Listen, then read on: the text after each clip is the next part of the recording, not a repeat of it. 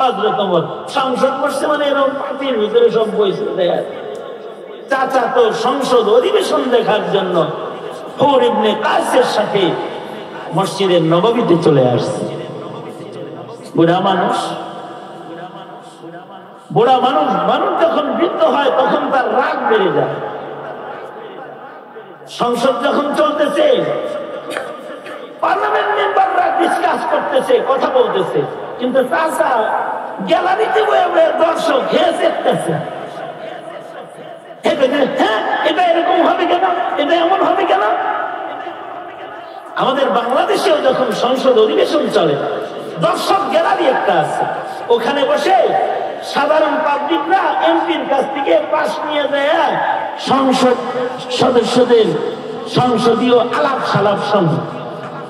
এই চাচা গ্যালারিতে বসে রয়েছে, কিন্তু গ্যালারিতে বসে ওনার রাগ উঠে গেছে। এমন রাগ হইছে, রাগ হইয়া হযরত ওমরের সামনে যায় হযরত ওমর অন্যায় ভাবে গালিগালাজ শুরু করছে। এমনি দেশ চালায়, এমনি এটা করে, এমনি এটা করে, একটা চেঁচাচেঁচি শুরু হয়েছে। জরুরি কামের ভেতরে যদি হাত ঢোকায় কেউ, তাহলে তখন মেজাজ খারাপ হয়। হযরত ওমর নিজের চাবুকটাকে হাতে নিয়ে একটা ঝাঁকি মারছে। হযরত ওমর রাগ হয়ে গেলে ওনার কপাল লাল হয়ে যায়, রাগ হয়ে গেছে। এখন হযরত ওমর চাচারে চাবুক দেখাইছে, তার মানে দিব একটা বাড়ি।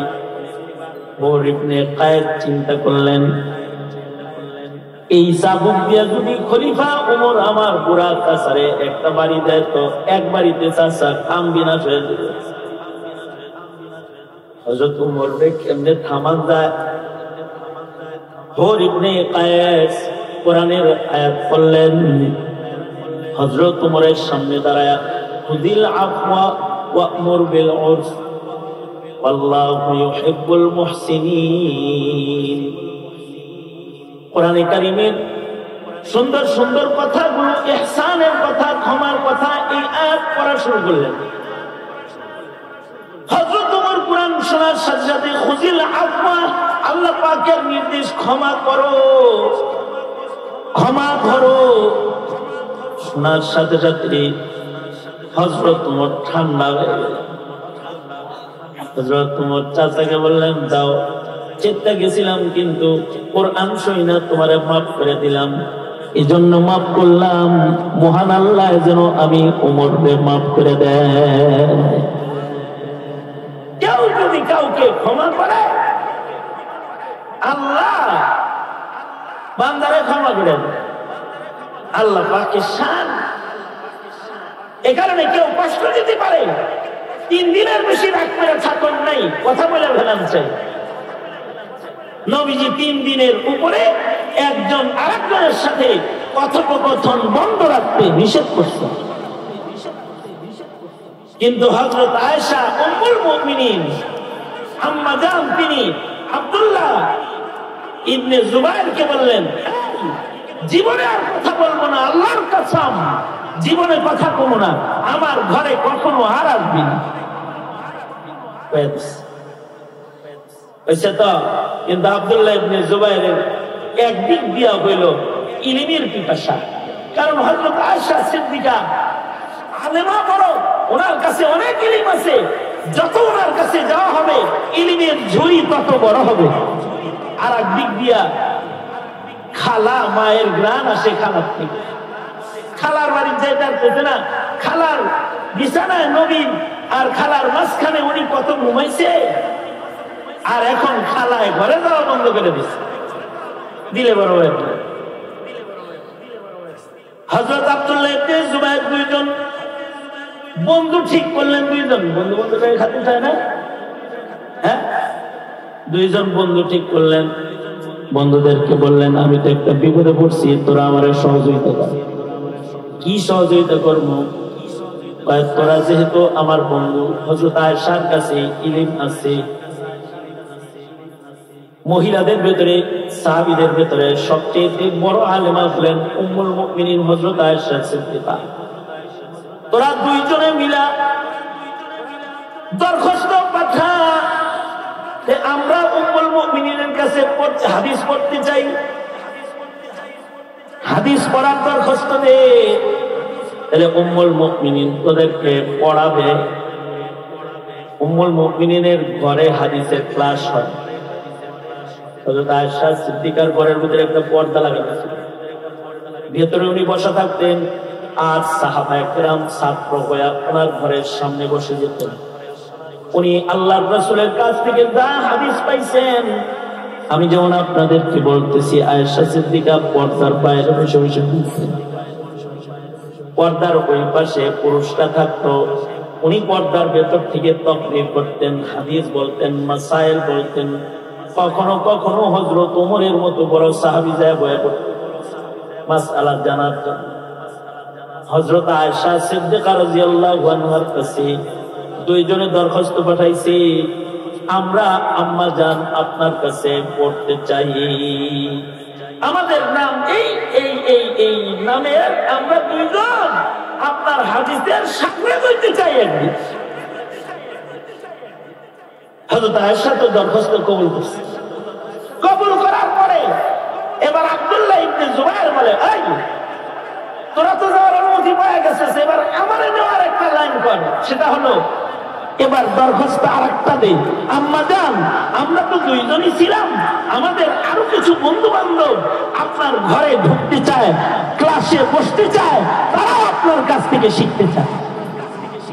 নাম লিখতে, কি বলতে নাম লিখতে হবে, নাম না লেখা লিখে দে যে আরো কিছু লোক ঘরে ঢুকতে চায়, আরো কিছু যেহেতু ঢুকতে চায়, আম্মা জান ছাত্র বেশি হইলে ভালো, অনুমতি দিয়ে হ্যাঁ যারা যারা আইতে চায় নিয়ে আয়া বলো।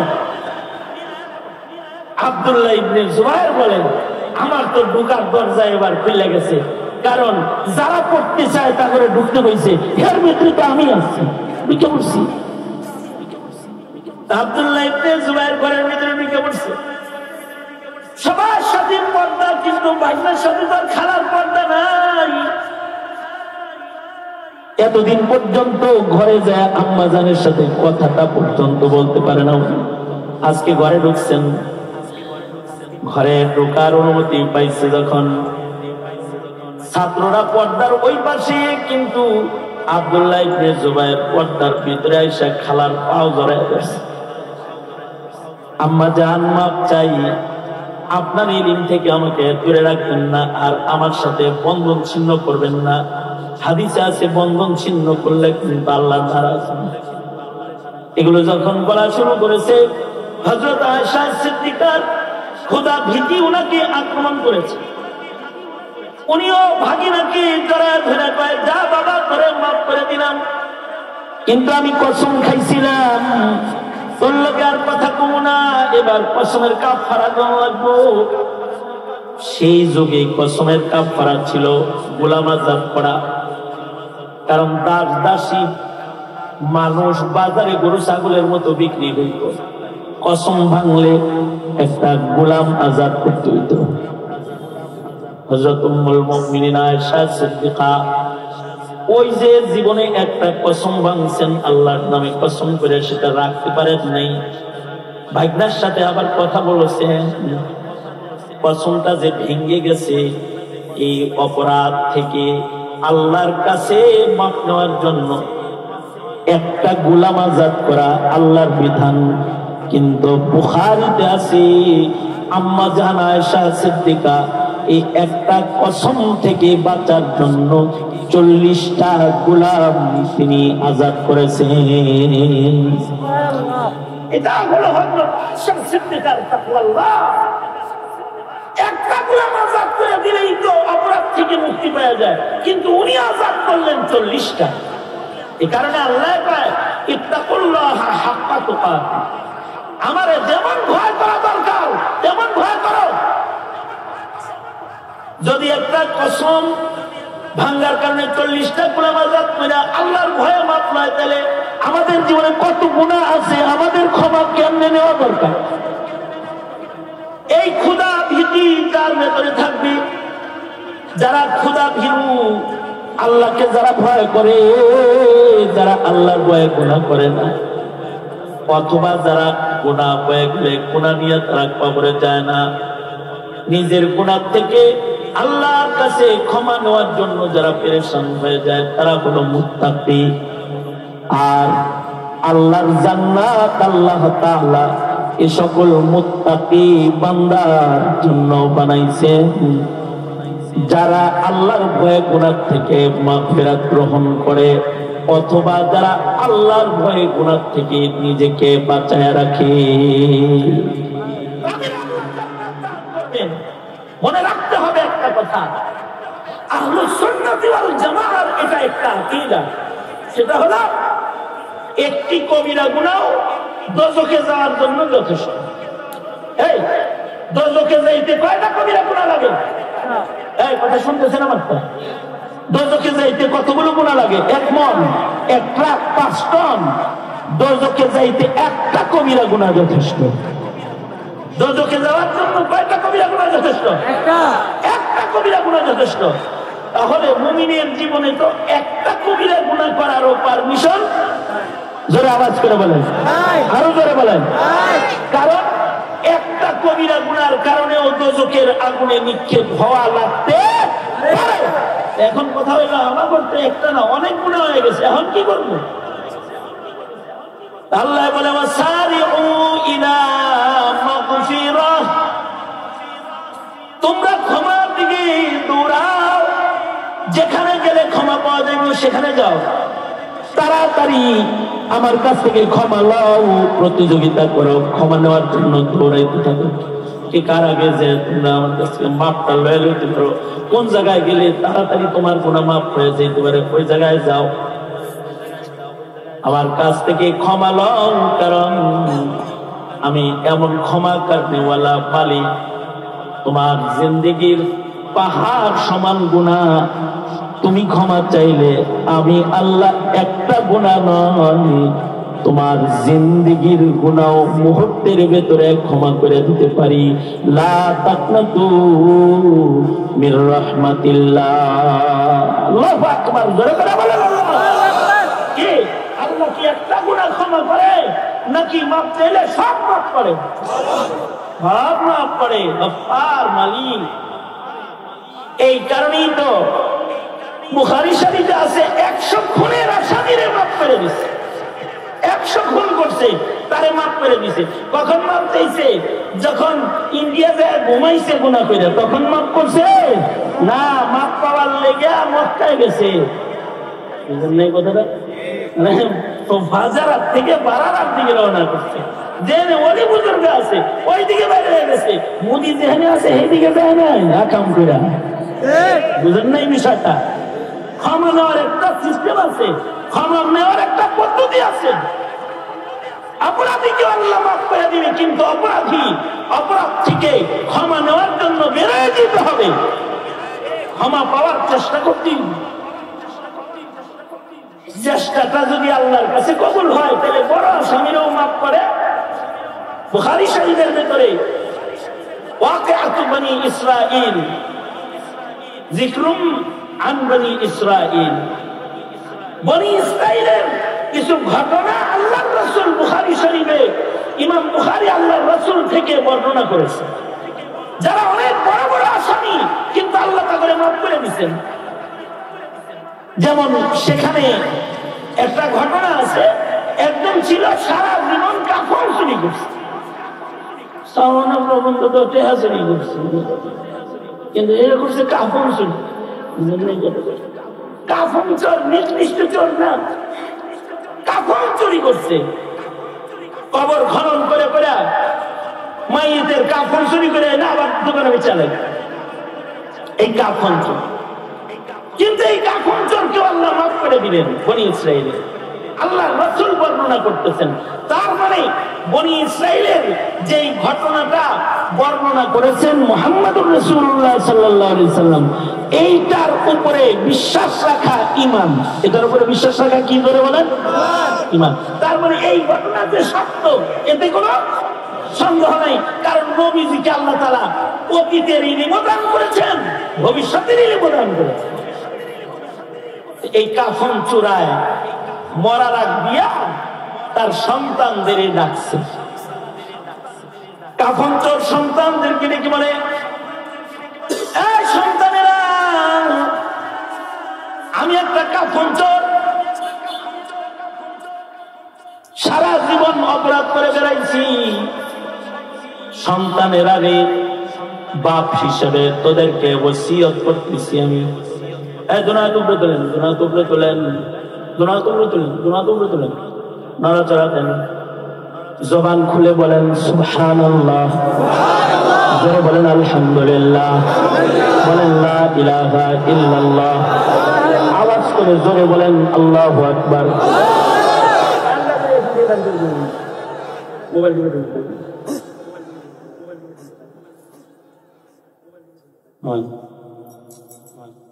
বনি ইসরাইলেরই একটা লোক, সে কাফন চোর, কিন্তু তার হৃদয়ের ভেতরে আসছে সে আল্লাহর কাছ থেকে ক্ষমা নিবে।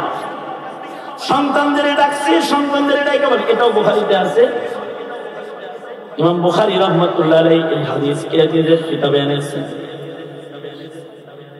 সন্তানদেরকে ডাইকা বলতেছে, সন্তানের আমি তো একটা খারাপ মানুষ, মহান আল্লাহ যদি বিচার করার জন্য তার আদালতে আমার দাঁড় করায়, আমার ক্ষমা করলেন নাই।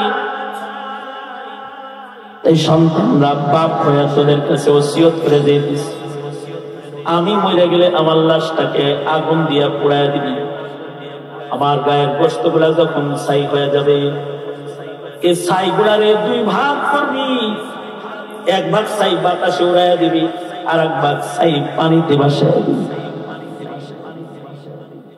যেন আমার কেউ খুঁজে বাইর করতে না পারে, আল্লাহর আদালতে যেন আমার তারার না লাগে। এই লোক সন্তানদেরকে ওসিয়ত করেছে, আর সন্তানরাও, বাপ যেমন সন্তান ওই রকম, সন্তানরাও বাবার আগুন দিয়া পুরায়া ছাই বানাইছে, ছাই গুলাকে বাতাসে উড়াইয়া দিছে, পানিতে ভাসাইয়া দিছে। কিন্তু মহান আল্লাহ বাতাসকে আদেশ করলেন, বাতাস তোমার ভিতরে একজন পালাইছে, তারা বাইর করে আসে। পানিকে বললেন, এই পানি, তোর ভিতরে একজন পালাইছে, তারা বাইর কর। বাতাস পানি কার গোলাম? জোরে আওয়াজ করে কর। ওই লোক আবার পুনরায় অস্তিত্বে এসে গেছে। বলেন তো একটা কথা, আমরা যখন মাটিতে পচে গেলে শেষ হয়ে যাব, নিঃশেষ হয়ে যাব, আমাদেরকে পুনরায় মহান আল্লাহ আবার জীবিত যে করবেন, তারপরে করাইবেন, যে এটাতে আল্লাহ পাক কি সক্ষম না অক্ষম? আল্লাহর কোন অক্ষমতা আছে? অক্ষমতা সব হলো মানুষের। সারাপা আজিজি হোনে ने बंदा कर दिया हमको, सरापा आजिजी होने ने बंदा कर दिया हमको, वरना हम खुदा होते जो दिल बे आरज़ू होता, वरना हम खुदा होते जो दिल बे आरज़ू होता। আমরা নিজের ইচ্ছায় সব করতে পারি না যতক্ষণ না আল্লাহ পাক আমাদেরকে তৌফিক না দেন। ঠিক কিনা? জোরে আওয়াজ করে বলেন। কারণ আমরা অক্ষম, যেমন শেখ হাসিনা অক্ষম, খাইতে চায় খাইতে পারে নাই, গণভবনে থাকতে চায় থাকতে পারে নাই, এখন আইতে চায় আইতে পারে নাই। মানুষ কি? মানুষ কি অক্ষম? জোরে বলেন, সক্ষম না অক্ষম? আরো জোরে বলেন, অক্ষম না সক্ষম? আল্লাহ কি অক্ষম না সক্ষম? ইন্নাল্লাহা আলা কুল্লি শাইইন কাদির। আল্লাহ পাক সব কিছুর বেলায় সক্ষম। অক্ষমতা বলতে মহান মালিকের কিছু নাই। আল্লাহ তো সব কিছুর উপরে কাদরে মুতলাক। সন্তানদেরকে এই ঈমানটা শিক্ষা দিবেন, তাহলে ওরা কবরের আযাব মানবে, ওরা পুনরুত্থান মানবে। যদি এই ঈমান শিক্ষা না দেন তাহলে নাস্তিক। আল্লাহ পাক আবার পুনর্জীবন দান করেন। আল্লাহ পাক কবরের ভিতরে আবার জীবিত করে সওয়াল জবাব করেন। এটা কি আল্লাহ পাকের সক্ষমতা আছে না নাই? যদি কেউ না মানে তাহলে সে কি ইমানদার না বেঈমান? হাসরে আবার আল্লাহ আমাদের সবাই দাঁড় করাবে। আল্লাহর সক্ষমতা আছে না নাই? যদি কেউ পুনরুত্থান না মানে, বাদাল মাউত না মানে, সে কি ইমানদার নাকি বেঈমান? এই লোক তো মনে করছে যে আমি হারাই গেছি, কিন্তু আল্লাহ তো বের করে আলেন। এখন কথা হলো, এই লোক নিজের যে এরকম মনে করলো, এই লোক কি ইমানদার না এই লোক বেঈমান? আর কি এর বেঈমান? একটা প্রশ্ন আসে, তাহলে হে নিজেরা জ্বালাইতে পায় কেন? তার কি এই ইমান নাই যে আল্লাহ তারে যেখানেই পালাক বাইর করতে পারবো? ইমানটা কি নাই? হাকিম মোহাম্মদ থানভী বলেন, সে আসলে কম জ্ঞানওয়ালা মানুষ, জাহিলুত তাকদীর। কারণ যদি বুদ্ধি কম থাকে তো আল্লাহ তার সাথে বিচার সোজা করে।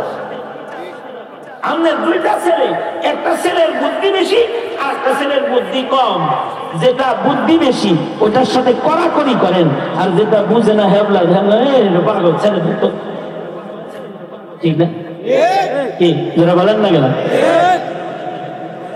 নবীজিও এরকম করছেন, আল্লাহ এরকম করে।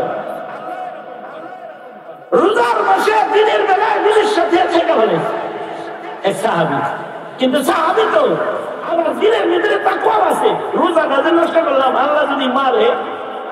নবীজির কাছে গেছে, যা কয় নবীজি দিনে তো বিবির সাথে থেকে ফেলেছি, রোজা তো নাই, কানটা তো খারাপ হয়ে গেছে, তাই না? হ্যাঁ খারাপ হয়েছে তো, কি করবো? ধরলে তো উপায় নাই, মাপ পাওয়ার পদ্ধতি কি? আল্লাহর রাসূল বললেন, একটা গোলাম আজাদ কর। আমি গরিব মানুষ, আমার কোনো গোলাম নাই। ঠিক আছে, তাহলে টাকা খরচ হবো না, 60টা রোজা রাখিস। আমি একটা রাখতে যে সর্বনাশ করছি, আর 60টা হইল কিছু, কেমনে রাখবো আমি? অন্য কোনো টাইম নাই। নবীজি বললেন, ঠিক আছে, যা 60 জন মিসকিন খানা খাওয়াই দিস।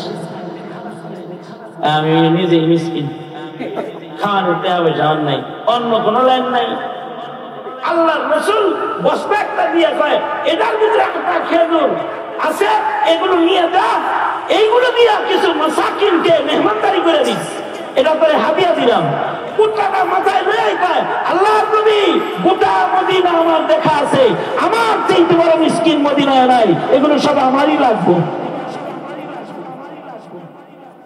বুখারীতে আছে, আল্লাহর রাসূল হাইসা দিচ্ছে। হাইসা দেওয়া মানে হইলো মাফ করে দেওয়া। আর নবী ততক্ষণ হাসে না যতক্ষণ আল্লাহ না হাসে।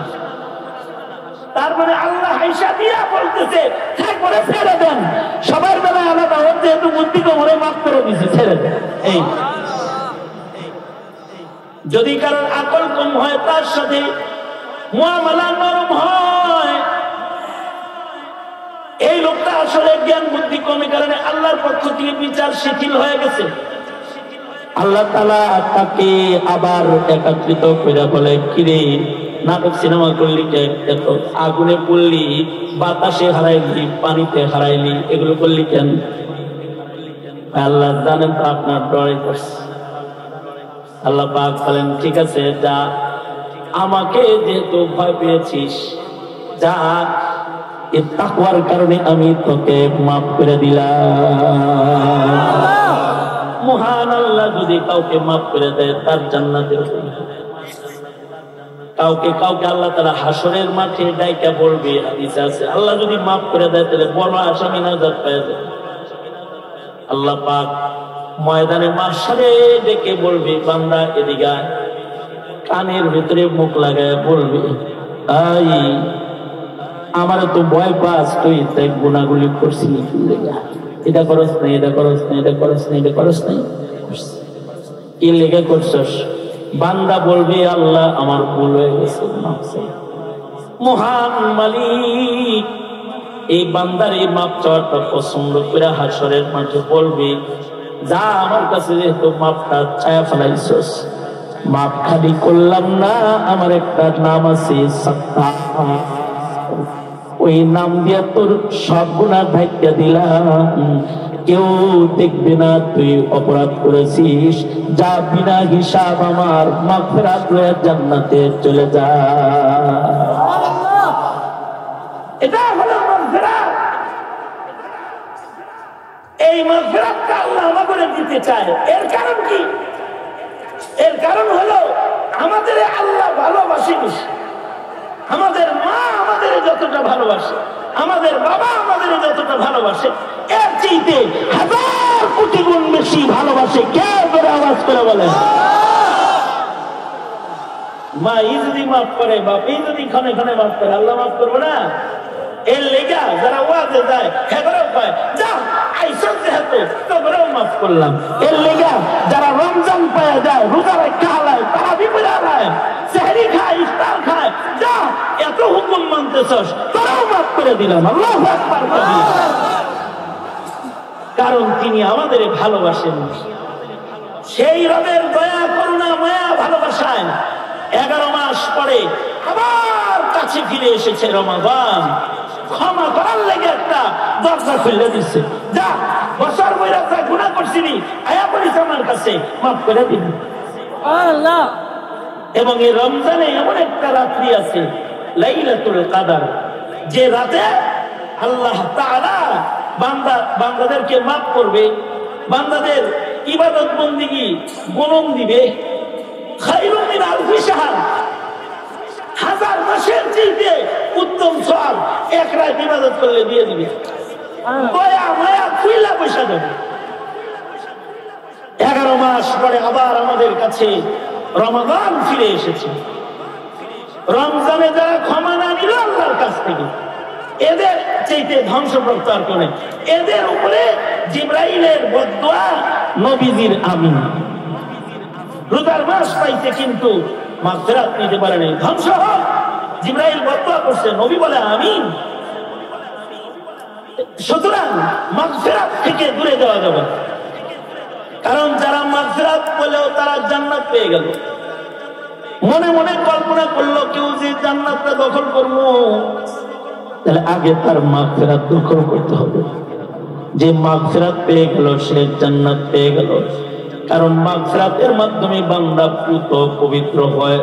কায়াউমিন ওয়ালাদাতহু উম্মুহু, কেমন যেন মহান মালিকের দয়ায় নতুন জন্ম তার হইছে। জন্মের পরে যেমন সন্তানের কোনো গুনাহ থাকে না, মাগফিরাত পাইলে বান্দার আমলনামায় কোনো গুনাহ থাকে না। আর যখন বান্দা গুনাহ মুক্ত হইয়া যায়, তখন বান্দাটা সোজা জান্নাতে যাওয়ার উপযুক্ত হয়ে যায়। আর যদি গুনাহযুক্ত রয়, গুনাহ শুদ্ধ জান্নাতে যাওয়া যাবে না। দুনিয়ায় যদি কেউ গুনাহ মাফ না করায়, তাহলে হাসরের মাঠে তার গুনাহ আগুন দিয়া পুড়ে তাকে পবিত্র করার জন্য মহান আল্লাহ তাকে দোজখে ফেলে তাকে পবিত্র আগে করবে। পবিত্র হবে, তারপরে পবিত্র জান্নাতে জায়গা পাবে। কারণ পবিত্র জান্নাতের ভেতরে কোনো অপবিত্র গোলামের জায়গা নাই। সুতরাং জিন্দেগিতে ওই জায়গায় যাওয়ার দরকার আছে যেখানে গেলে ক্ষমা পাওয়া যায়, ঠিক না? সুতরাং আমরা আমাদের জীবনে ক্ষমা তালাশ করব ইনশাআল্লাহ। বলেন রমাদান মাগফিরাত নেওয়ার জন্য মেহনত করব। তৈয়ার আছি না ইনশাআল্লাহ? কারা কারা তৈয়ার? হাত তোলেন। আল্লাহ কবুল করেন। এই তাফসীর কমিটির আয়োজনকে আল্লাহ কবুল করেন। একটি আয়াত সামনে করে কিছু কথা আপনাদের সামনে বললাম।